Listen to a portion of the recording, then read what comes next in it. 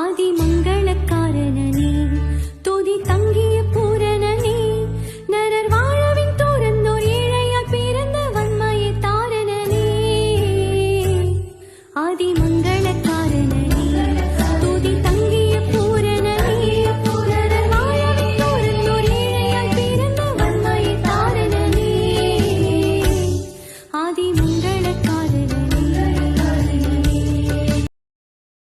மகன் தூய ஆவியின் திரியேக ஆசீர்வாதம் நம் அனைவரையும் காப்பதாக. ஆமேன். அன்புக்குரிய இறை மக்களே, இன்றைய நாளின் சிந்தனைக்காக உபாகமம் 32 9வது வசனம். கர்த்தரின் ஜனமே அவர் பங்கு, யாக்கோப்பே அவருடைய சுதந்திர வீதம். பால் நிலத்திலே அவனை பார்த்து ஊனை ஒழிக்கும் வனாந்தரத்தில் அவனை கண்டுபிடித்தார். அன்புக்குரிய இறை மக்களே, இன்றைக்கு உலகம் கண்டுபிடிப்பிலே போய்கொண்டிருக்கிறது. மென்பொருள் நிறுவனங்கள் புதிய சாஃப்ட்வேர், பெரிய வெப்சைட்டுகள் இவைகளை கண்டுபிடிப்பதில் இருக்கிறார். மருத்துவ உலகம் புதிய மருந்து மாத்திரைகளை கண்டுபிடிக்கிறார்கள். இலக்கியவாதிகள் புதிய நூல்களை எழுதி கொண்டிருக்கிறார்கள். ஆனால் ஆண்டவராகிய கடவுள் சொல்கிறார், கர்த்தரின் ஜனமே என் பங்கு என்று சொல்லுவது. இன்றைக்கு அவருடைய பங்காக நீங்களும் நானும் இருக்கிறோம். கடவுள் இந்த உலகத்தில் விரும்புகிறது பொன்னை விரும்பவில்லை, உன்னிடத்தில் இருக்கிற பொருளை விரும்பவில்லை, உன்னுடைய ஜனம் பெரிய உயர்ந்த ஜனம், பலத்த ஜனம் என்று அதை விரும்பவில்லை. நீ கர்த்தரின் ஜனம், அதுதான் எனக்கு பங்கு. பால் நிலத்தில் உன்னை யாக்கோப்பு அவருடைய சுதந்திர வீதம். யாக்கோப்பு என்கின்ற அந்த மனிதனை கடவுள் பாலைவனத்தில் கண்டெடுத்தார். அப்படி கண்டெடுத்த ஆண்டவர் அவனை பங்கு என்று அழைக்கிறார். யாக்கோப்பின் சந்ததி, ஈசாக்கின் சந்ததி என்று சொல்லி திருமறையில் படிக்கிறோம். ஜெபம் செய்யும்போது யாக்கோப்பின் சந்ததியே என்று ஒருவரை நாம் ஆசீர்வதிக்கிறோம். அன்பான இறை மக்களே, இன்றைக்கு நம்முடைய பங்கு உலகத்தையும் உலகப் பொருளையும் அதனால் வருகிற பணம், புகழ், இனம், மொழி இவற்றிலே நாம் பங்கு என்று வைக்கிறோம். ஆனால் அவைகளெல்லாம் நமக்கு ஒரு நாளும் பங்காக இருக்க முடியாது.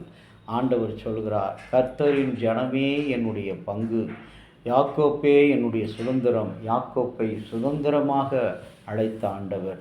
எத்தனாக இருந்த யாக்கோப்பை ஆண்டவர் அற்புதமாக வழிநடத்தினார். இன்றைக்கு அவருடைய பங்காக நீங்களும் நானும் மாற வேண்டும். எப்படி? நம்முடைய சிந்தைகள் அவருடைய பங்காக மாற வேண்டும், நம்முடைய செயல்கள் அவருடைய பங்காக மாற வேண்டும், நம்முடைய விசுவாசம் அவருடைய பங்காக மாற வேண்டும், நம்முடைய தின ஜெபம் அவருடைய பங்காக நாம் மாற வேண்டும், நம்முடைய கிறிஸ்தவ வாழ்க்கை அவருடைய பங்காக மாற வேண்டும்.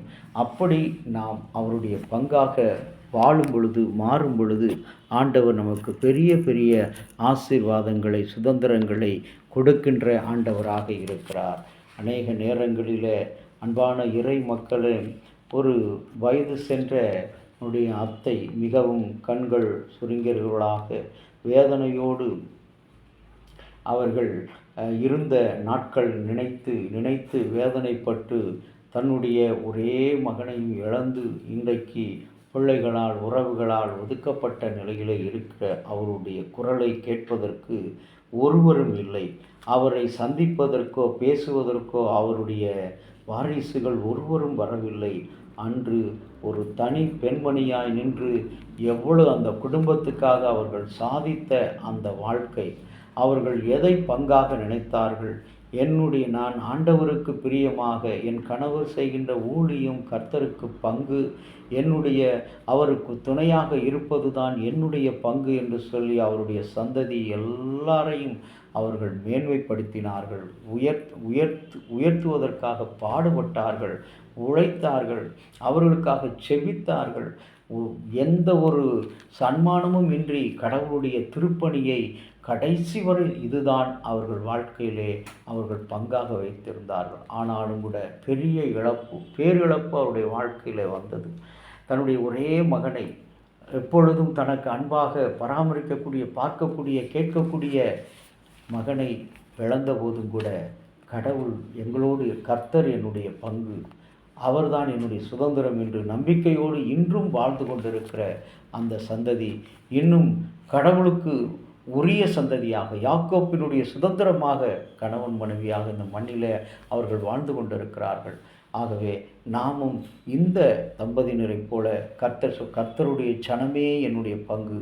ஆண்டவர் சொல்கிறார், கர்த்தருடைய சனம் யார் யார்? இன்னைக்கு ஆண்டவரை விசுவாசித்து நடக்கிறவர்கள் மாத்திரம், ஜெபிக்கிறவர்கள் மாத்திரம் இல்லை, உதவி செய்கிறவர்கள் மாத்திரம் இல்லை, கர்த்தரை நம்பி இன்னல்களை, இடையூறுகளை, அவமானங்களை, கஷ்டங்களை, நிந்தைகளை, இழப்புகளை சந்திக்கிற குடும்பம்தான் கடவுளுடைய பங்கு. இந்த என்னுடைய மாமியார் மாமனார் குடும்பம் ஆண்டவருடைய பங்காக இதுவரை வாழ்ந்து கொண்டிருக்கிறார்கள். அவர்களைப் போல இன்றைக்கி திருமறையில் எத்தனையோ மக்கள் கர்த்தர் என் சுதந்திரம், கடவுள் என்னுடைய பங்கு. இன்றைக்கி நம்முடைய பங்கு யாரிடத்தில் இருக்கிறது? நாம் உலகத்தின் மீதும், உறவினர் மீதும், இனத்தார் மீதும், அதிகாரிகள் மீதும், நமக்கு உதவி செய்கிறவர்கள் மீதும் நாம் பங்காக கொண்டு வாழ்கிறோம். அன்பு கடவுளுடைய பிள்ளையே, கர்த்தரை நீ பங்காக கொண்டால் உன் வாழ்க்கையில் எந்த துன்பம் வந்தாலும், எவ்வளோ பெரிய கஷ்டங்கள் வந்தாலும், இடியே விழுந்தாலும், மழையே விழுந்தாலும், உன்னுடைய சொத்துக்கள் அனைத்தும் யோபை போல அழிந்தாலும், உறவுகளெல்லாம் மறித்து போனாலும், கர்த்தர் நம்முடைய சுதந்திரமாக பங்காக இருப்பார் என்ற நம்பிக்கை உன்னை விட்டு ஒருபோதும் எடுக்கப்பட முடியும். அந்த நம்பிக்கையோடு நாம் இந்த நாளிலே வாழ்வோம். ஆண்டவரை நோக்கி ஜெபம் செய்வோம். இரக்கமுள்ள தகப்பனே, இந்த ஏழை பாவிகளாக எங்களுக்கு இறங்கு சுவாமி.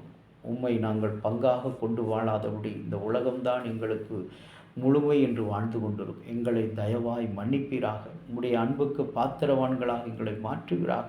உம்முடைய வருகையின் காலங்களில் உம்மை எங்களுடைய பங்காக நாங்கள் ஏற்றுக்கொண்டு எங்களுடைய இல்லங்களிலே, உள்ளங்களிலே, எங்களுடைய செயல்களில், விசுவாசத்தில், செப வாழ்க்கையில் பங்காக கொண்டு வாழ எங்களுக்கு துணை புரிந்தரணும்.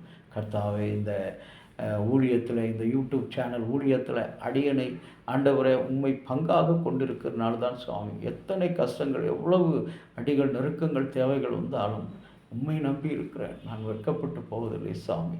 அந்த நம்பிக்கையோடு அநேகருடைய செபம் இந்த ஊழியத்துக்கு உதவியாக இருப்பதற்காக நன்றி.